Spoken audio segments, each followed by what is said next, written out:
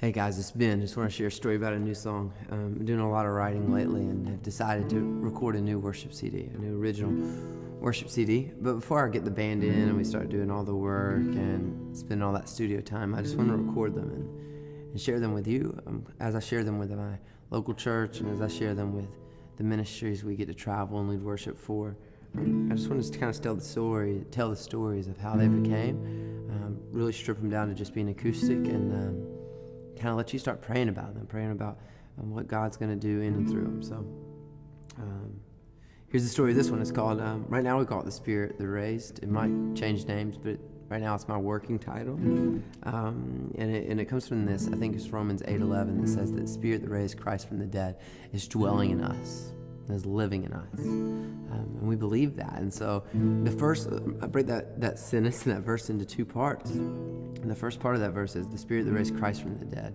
And that's right there, that's our freedom story. That's that Christ is alive and that he died, took on our sin, and rose to give us life. And so we believe that in that is our freedom, in that in God's presence, which now we have this direct line in, because on the cross, when Christ died, there was this veil in the temple and it was torn from top to bottom. And so now we're in this presence of God. There's no separation. No sin can hold us back because of his forgiveness and his son on the cross. And so now, just by his pure presence, we're liberated, right? And so we're freed by him and his presence and his and just who he is, and being the God above all gods who decided and desired to dwell in us and put his presence in us. And so I wrote the first verse and bridge and stuff kind of based on that. We just said that here's the first verse: we are your sons and daughters. And that's why his love was for us. That's why he did what he did, and that's why he sent his son for us. It says, we are your sons and daughters, living for your kingdom. We are captive no longer. We're living in your freedom. You broke these chains and you freed us. You liberated us with your presence. We are yours. We are yours. And then we go into the chorus and we start off with that same kind of idea, because we say that the Spirit that raised Christ from the dead, the Spirit that raised Christ from the grave, and that's it. That's like, this is our freedom story. But then here comes the twist that it says it's living in you, it's dwelling in you as believers, as a church, as being called by his name as Christians. It's dwelling in us. And now it's our job to go into the world, into our city, into our church, and into everywhere we go, and to let people know of the freedom they have, that their chains are gone, that the broken is made whole, that you are free, and free indeed, Scripture says. And then we can just lead them and usher them into his presence and say, by this presence alone, you can feel his presence and his holiness, and in his holiness we're made whole, and you are free. And that is our job. God put this investment in us, right? He didn't need us. God didn't need us, But he said, you know what? I'm going to put the same Spirit that freed you, the Spirit that raised Christ from the dead, I'm going to put him in you. I'm going to make him dwell in you. So now wherever you go, you're taking this presence and you're living with freedom and you're sharing it. So that's a long story. Said pretty fast. So I want to share this one with you. I hope you enjoy it. It's very new, so I might mess it up. I don't know. We'll try not to.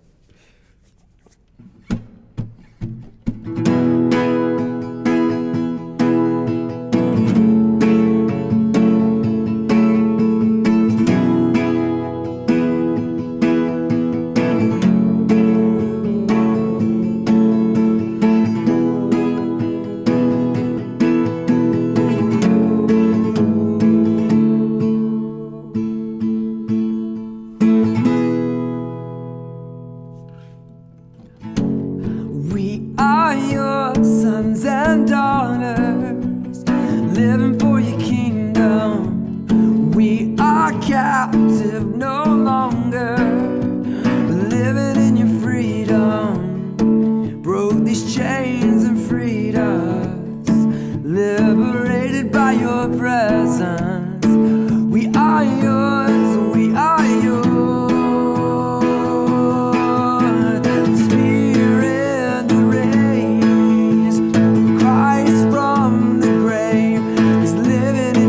Church is living in you, church.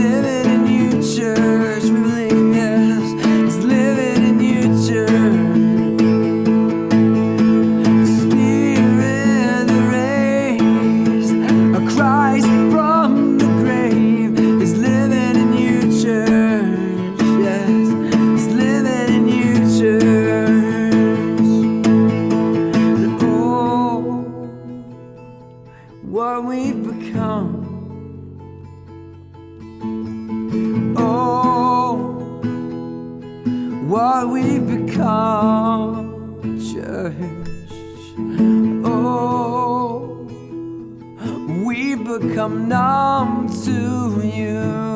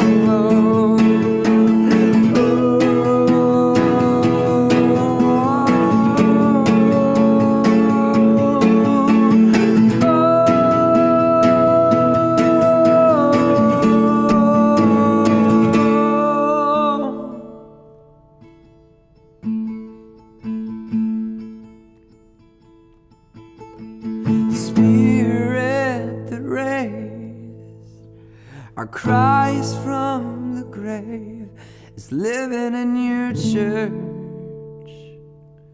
It's living in your church.